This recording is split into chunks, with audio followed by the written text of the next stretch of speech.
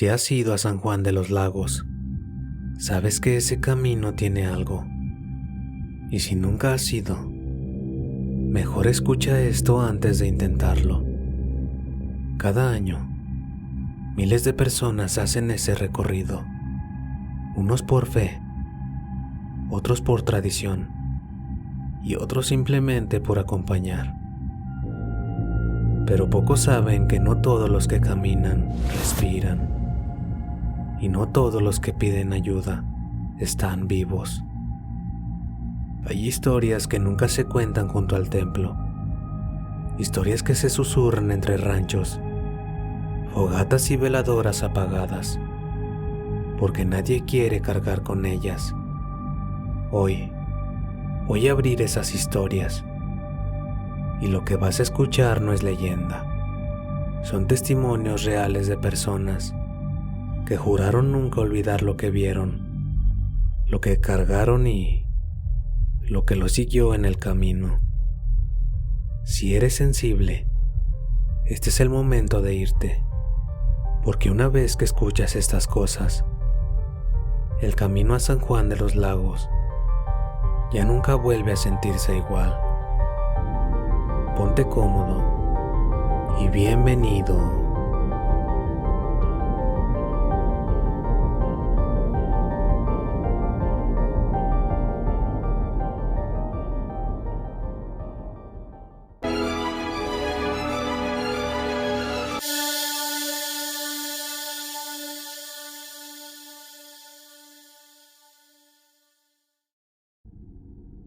He ido a San Juan de los Lagos casi toda mi vida, cada año sin falta, y aunque me han pasado cosas extrañas en el camino, nada, absolutamente nada, se compara con lo que voy a contar.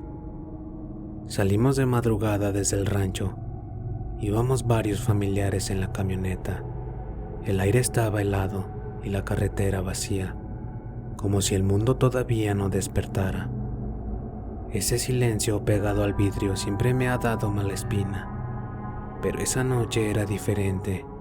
No sé explicarlo, pero se sentía pesado, como si algo estuviera esperando más adelante.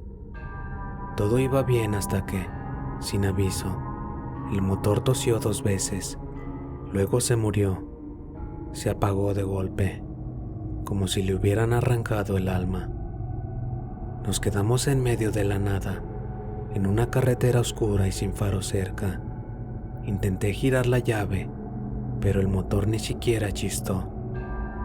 Era como si estuviera desconectado de todo. En ese momento sentí que el aire cambió.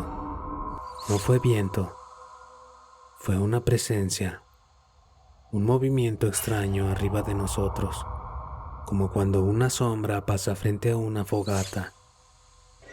Y fue ahí cuando lo vimos. Por encima de la camioneta pasó algo blanco, flotando, deslizándose por el aire sin hacer ningún ruido. Una manta, pensé primero, pero no era tela. No se comportaba como tela. Era demasiado grande, demasiado uniforme, demasiado viva, como si respirara. La cosa se dejó caer desde lo alto, bajando justo encima del techo.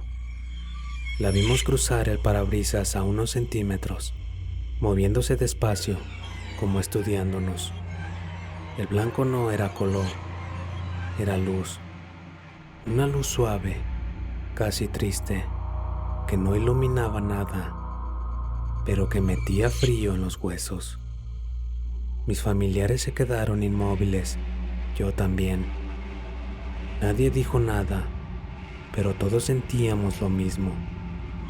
Esa manta no estaba vacía. Algo dentro de ella se movía, se curvaba, como si hubiera un cuerpo sin forma tratando de salir.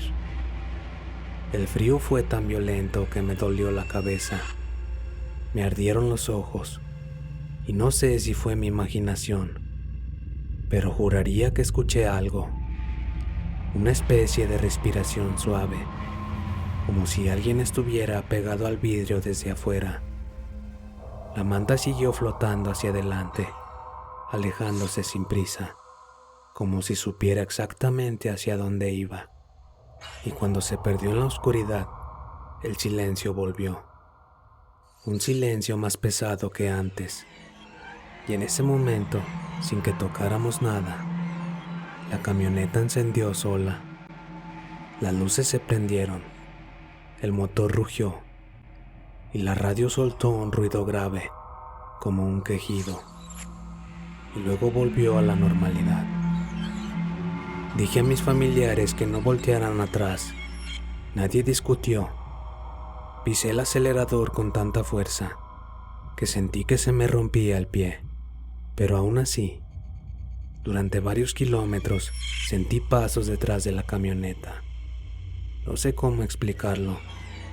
Era como si algo invisible caminara junto a nosotros, siguiendo el ritmo del motor. Cuando llegamos al santuario, mis manos seguían temblando. Tardé semanas en poder dormir sin pensar en esa cosa blanca flotando sobre mí. Esa fue la última vez que hice el viaje de noche, porque entendí algo que nunca había querido aceptar. En el camino a San Juan de los Lagos, no solo viajan los vivos. Lo que escucharon apenas fue el primer hilo de esta historia, porque el camino a San Juan guarda más que sombras flotando en la carretera. Hay quienes no viajan de noche, no por precaución, sino por miedo a encontrarse con algo que los vea antes de que ellos lo vean a él. Y aunque muchos creen que viajar acompañados los protege, hay otros que descubrieron que el verdadero peligro no viene del cielo, sino del propio camino. Tenía planeado salir el día de las peregrinaciones. Ese día, el camino siempre se llena de gente, música, rezos y hasta risas. No sé por qué, pero esa multitud te hace sentir protegido, acompañado, como si todos cargáramos la misma intención. Pero esa semana todo se me complicó. Mi jefe cambió horarios. Me enfermé 2 días y cuando por fin pude organizarme, las peregrinaciones ya habían pasado. Salí solo un miércoles, muy temprano, y el camino estaba extraño. Todavía había gente, pero no era esa marea humana. Eran pocos caminando en silencio, dispersos, como si cada uno llevara algo que no quería compartir con nadie. Llevaba poco más de 1 kilómetro cuando lo vi. Un hombre junto a la carretera. No era viejo, pero tampoco joven. Tenía la ropa gastada como si se hubiera dormido días enteros en el camino. Sostenía un costal oscuro, amarrado en la parte superior, y estaba inclinado hacia un lado por el peso. Me miró directo y me dijo: ¿me ayudas a cargar esto un ratito? No sonó cansado ni desesperado, sonó normal, demasiado normal para alguien con un bulto de ese tamaño. Acepté por reflejo, le tendí la mano y sentí el peso caer sobre mí. Me dobló un poco las rodillas. Era como cargar un costal lleno de piedras mojadas, densas, frías. ¿Hasta dónde lo llevo?, pregunté. El hombre sonrió, pero no fue una sonrisa amable. Fue como si sonriera porque yo había caído en algo que no entendía. Solo un tramo, respondió. No será mucho. Pero cuando levanté la vista para caminar a su lado, ya no estaba. Desapareció, así, sin pasos, sin desviarse, sin ruido, como si lo hubieran borrado del camino. Me quedé paralizado. Miré hacia atrás, a los lados, y nada, solo el viento moviendo el pasto seco. Y yo, tonto de mí, pensé que quizás se había adelantado entre la gente, así que seguí caminando con el costal. Los primeros metros fueron normales, luego no. Cada paso se volvió más difícil. Era como si el costal pesara más con el tiempo. Sentía mis hombros hundirse, mis manos entumecerse. El aire empezó a oler raro, a tierra húmeda, a algo viejo, algo que estuvo enterrado. Un par de peregrinos me alcanzaron y me ofrecieron ayuda. Les dije que no. No quería pasarle ese peso a nadie más. No sé por qué, pero algo dentro de mí decía que ese costal era mío, que debía cargarlo yo solo. El trayecto se hizo eterno. Las piernas me temblaban. El sudor me quemaba los ojos y cada tanto sentía un golpecito dentro del costal, como si algo se acomodara, como si algo se moviera. Pero no quise mirar. Tenía miedo de saber qué estaba cargando. Cuando por fin llegué al templo, me arrodillé del dolor. Dejé el costal junto a una pared, donde otros dejan ofrendas o promesas.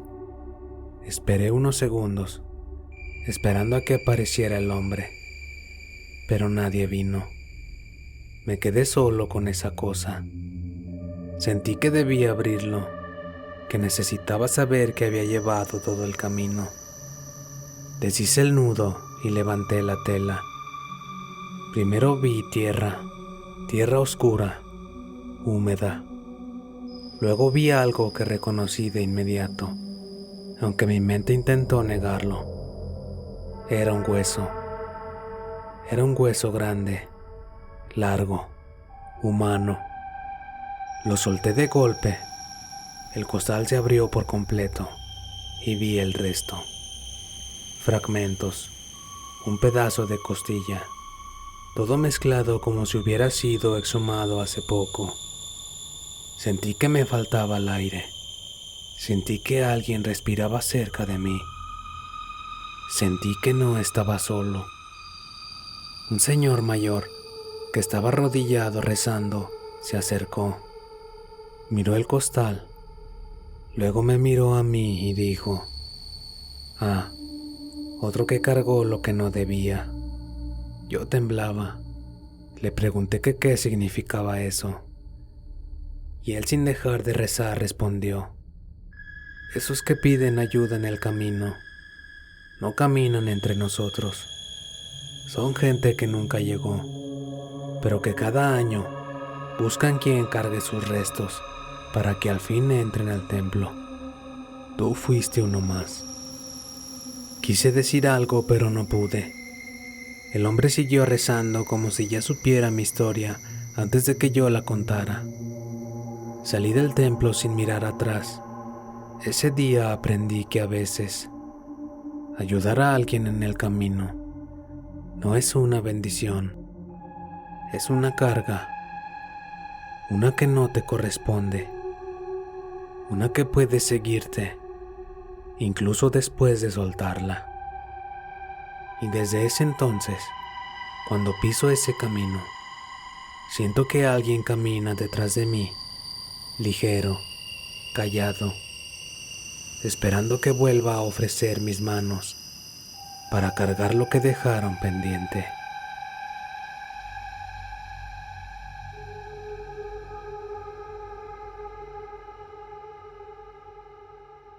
Y aunque esta historia suena imposible, no es la única. De hecho, hay quienes aseguran que los huesos son lo menos aterrador del camino, porque no todos los que se aparecen pidiendo ayuda cargan costales. Hay otros que caminan en grupo, en silencio, con velas que no se apagan, y lo más inquietante no es verlos, sino darte cuenta de que ellos también te ven a ti.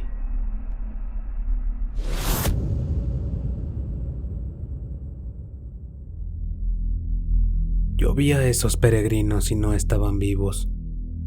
Yo nunca había querido contar esto porque uno piensa que la gente se va a burlar o decir que uno exagera, pero lo que viví esa noche Te lo juro que me pasó tal cual. Era mi tercer año caminando a San Juan de los Lagos.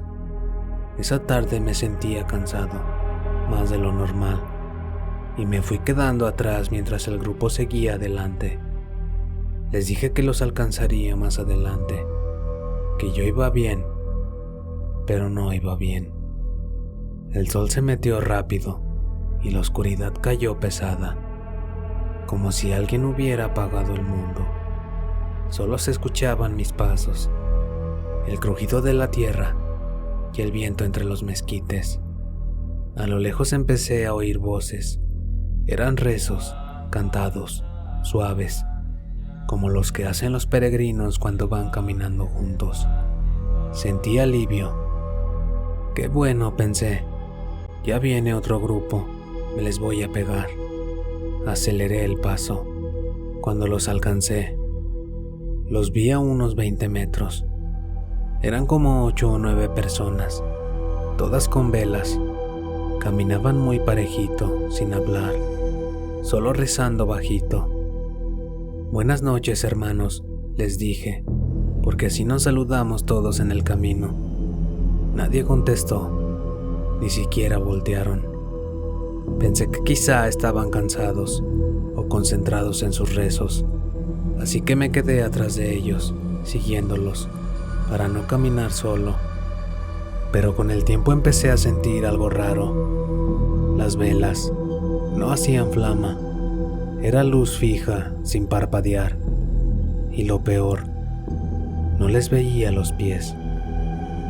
Cuando por fin me atreví a mirar más abajo, me di cuenta de que sus pasos no hacían sonido, y la tierra donde pisaban quedaba igualita, como si nada hubiera pasado.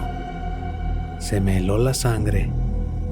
El momento en que lo entendí, decidí caminar hacia un lado para verles el rostro.